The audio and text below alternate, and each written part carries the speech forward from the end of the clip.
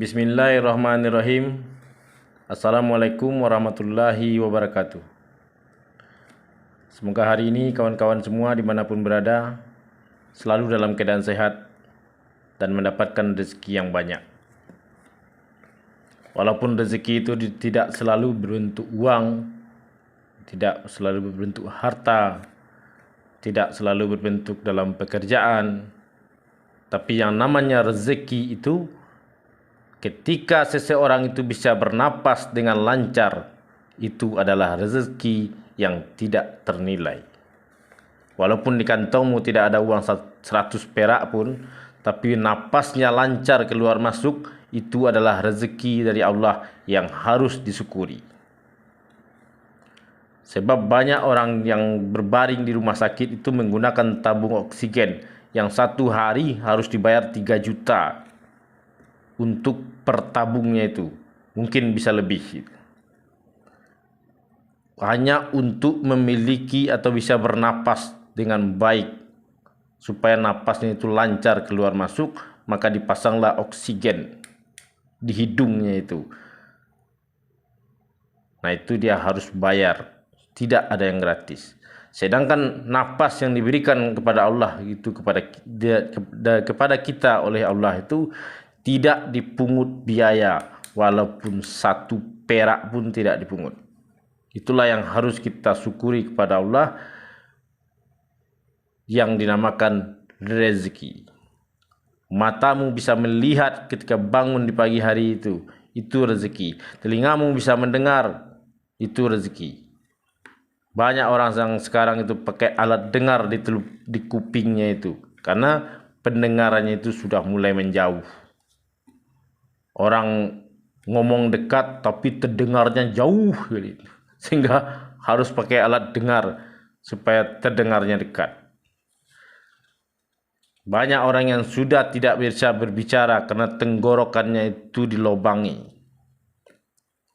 Ada yang mengatakan kena kanker tenggorokan karena banyak merokok. Jadi harus dibolongi tenggorokannya itu. Dipasang paralon di situ. Akhirnya dia itu tidak bisa lagi bicara. Jadi ketika lidahmu itu bisa melentik-lentik, bisa mengeluarkan suara, ketika bibirmu bisa bernaik turun dengan baik dan mengeluarkan nada-nada suara, itu adalah rezeki yang harus disyukuri kepada Tuhan. Walaupun bajumu butut karena tidak diganti bertahun-tahun, sandal jepitmu yang satu hitam yang satu hijau karena tidak punya duit untuk membeli sandal jepit, tapi ketika kaki itu bisa melangkah tidak merasakan sakit, itu harus disyukuri. Itu adalah rezeki yang tidak bisa dinilai dengan uang. Jadi banyak yang harus kita kenali di dalam diri kita itu untuk mengingat Allah sebagai Tuhan yang selalu memberikan kasih sayang kepada kita sebagai hambanya. Hanya terkadang saja kita sebagai hamba Allah itu lupa bagaimana caranya bersyukur. Dan kalau kita itu tidak bersyukur, berarti kufur. Karena segala sesuatu itu hanya ada 2. Siang, malam, pergi, pulang, hidup, mati, syukur, kufur. Ya, kalau orang itu tidak bersyukur berarti kufur. Oke kawan, dimanapun berada yang ingin belajar membaca Iqra atau yang ingin pandai membaca Al-Quran tapi umur sudah tua, malu mau belajar membaca Iqra, silakan ikutin video saya ini. Insya Allah video saya ini akan dilanjutkan dari Iqra 1 sampai Iqra 6. Sekarang alhamdulillah ini sudah sampai di Iqra 3. Nah, jadi tinggal 3 Iqra lagi, ini sudah sampai di Iqra 6, itu sudah bisa membaca Al-Quran. Kalau ingin pandai membaca Al-Quran. Tapi kalau ingin mendapatkan ilmu yang ada di dalam Al-Quran, ya tidak harus menunggu pandai dulu membaca Iqra. Langsung saja beli Al-Qurannya dan buka Al-Quran itu, baca tafsirnya, baca latinnya, baca artinya. Maka itu akan dapat ilmu di sana, di dalam Al-Quran itu. Nah, Iqra ini hanya sarana untuk belajar supaya bisa membaca Al-Quran. Tidak ada batasan umur di dalam belajar itu. Tidak ada istilah terlambat untuk belajar. Selagi napas itu masih ada, selagi mata itu masih melihat, itu orang itu harus belajar. Tuntutlah ilmu itu dari buayan sampai ke liang lahat, dan belajarlah kamu sampai napasmu di tenggorokan. Itu firman Allah. A'udzubillahi minasyaitonirrajim. Bismillahirrahmanirrahim. Kita lanjutkan dari video yang sebelumnya. Kita akan membaca, ini agak panjang. 1, 2, 3, 4, 5 huruf. Penggabungan dari 5 huruf. Garis lurus di atas berdiri itu dipanjangkan 2 harokat. Kalau miring berarti hanya 1 harokat. Bismillahirrahmanirrahim. Labithina. Ini huruf sa, bukan sin dan juga bukan sin. Jadi ini huruf abatasa, ini huruf ketiganya. Titiknya 3 di atas. 3-nya ini yang diperhatikan. Labithina janahika wa alihati khotiina wa zakata. Nah, ini ta yang berbentuk bulat saja karena dia bertitik 2 di atasnya, maka jadilah dia huruf ta. Walaupun badannya itu hanya bulat saja, tidak seperti ta atau tidak seperti perahu. Ini huruf mim terselip sedikit, dia melengkung ke bawah. Kalau terselip sedikit juga tapi dia melengkung ke atas, berarti itu huruf ain. Di dalam Al-Quran nanti ini akan lebih dirapatkan lagi, jadi dia akan terlihat sulit untuk terlihat. Ini harus kita hati-hati membaca Al-Quran itu. Bima fazatihi wa izina. Kalau ini huruf zo, kalau di atas zo, kalau ini di bawah zi. Jadi bibirnya memang dipanjangkan sedikit ke depan. Wa izina fakhoshina. Ini huruf sya ya, bukan huruf sa, karena dia ada garis 3 ke atas, titik 3. Berarti ini huruf shin, sya atau shi. Fakhoshita binashirihi. Karena huruf shod dipanjangkan bibirnya. Kalau bibirnya tidak dipanjangkan, dia akan berubah menjadi sin atau ya sin. Binasirihi. Berarti bukan huruf shod yang dibaca, tapi huruf sin. Nah, kalau ingin dibaca nih shod, binasirihi, harus dipanjangkan bibirnya. Itu hukum alam, nggak bisa dirubah. Bi akhi, kelihatan? Bi akhika. Nah, ini kho. Bi akhika. Ini ghain, titiknya diperhatikan. Ghisyawati, jangan dibaca ain. Dan ini jangan dibaca sa, tapi sya. Ghisyawati. Fi zinatihi. Fi zinatihi. Ini syaya. Syayatina marodi'i wa khilalihi kafabina solawati ala ghanahit.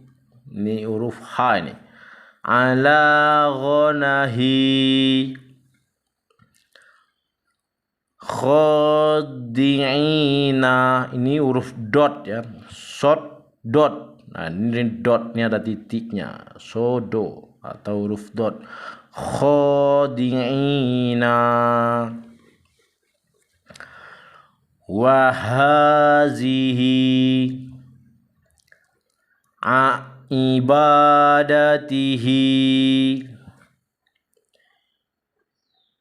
iza qada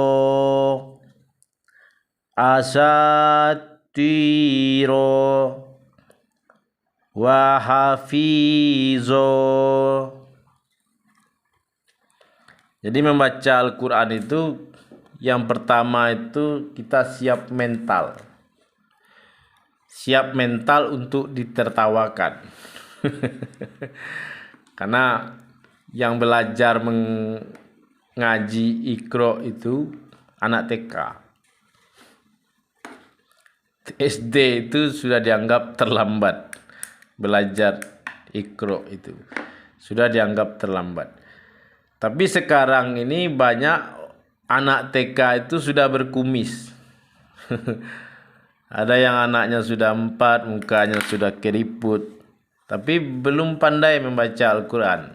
Itu berarti dia itu anak TK yang terperangkap di dalam tubuh orang dewasa. Nah, untuk membangkitkan kedewasaan itu kita harus menjadi anak TK kembali, yaitu belajar membaca Iqra. Ini dari Iqra 1, A, B, A, Ta, Ati. Nah, itu akan ditertawakan banyak orang yang mendengar karena dianggap itu lucu. Orang dewasa yang belajar membaca Iqra itu terdengar lucu. Beda kalau anak kecil, terdengar imut-imut. Tapi kalau orang dewasa yang belajar membaca Al-Quran itu terdengarnya amit-amit. Kita akan lanjutkan kembali. Jadi harus siap mental, tidak boleh patah semangat. Untuk mendapatkan segala sesuatu itu butuh pengorbanan. Korban malu maksudnya. Jadi harus siap menerima rasa malu. Itu lebih bagus daripada tidak mau belajar sama sekali. Kita itu akan mati sebagai orang yang bodoh. Kazalika samawati bi alihatina fabatila hamilati rodiyalaha asifata fasyati'i bidonini la hayata. Nah, ini ada huruf waw atau huruf wa, tapi karena tidak ada garis di atas, tidak ada tanda mati, tidak ada garis di bawah, tidak ada, berarti huruf wa ini dianggap tidak ada. Kalau lam alif, ini ada alif di belakangnya, la hayata, awalnya tidak dibaca. Jangan bingung nanti ketemu ini wow, ini apa ya dibaca. Nah, ini yaw atau yi. Nah, ini tidak ada. Jadi ini dianggap tidak ada. Ini seperti huruf ya tapi dia berbadan ya tapi dia bertitik satu di atas. Itu disebut ni, bukan yi, karena titiknya yang menjelaskan bahwa itu bukanlah ya, tapi itu adalah nun. Jadi titiknya itu yang menjelaskan bahwa itu bukanlah ya, walaupun dia itu terlihat ya. Waja'alani, karena ini pendek semua dibaca cepat. Waja'alani, ni-nya yang panjang. Bilisanina ibadihi wa toghina fahijaba. Ini huruf fa, di bawahnya huruf ha, berdempet ya. Lanjut ke sini. Hafizina hamidata wa asila ahadisa wa ilahi biyaminika li abihi sohibatihi. Ini jangan, sebenarnya di dalam aturan membaca ini tidak boleh dipanjangkan ya, tapi dipendekkan yang 3 ini, 1 2 3 dipendekkan, kemudian panjang lagi ketemu huruf H di belakangnya. Sohibatihi wa akhirihi. Gitu kawan. Jadi kita mau belajar 1 hari itu 2 lembar saja, itu sudah termasuk hebat. Sudah termasuk hebat. 1 hari 2 lembar, 1 hari 2 lembar.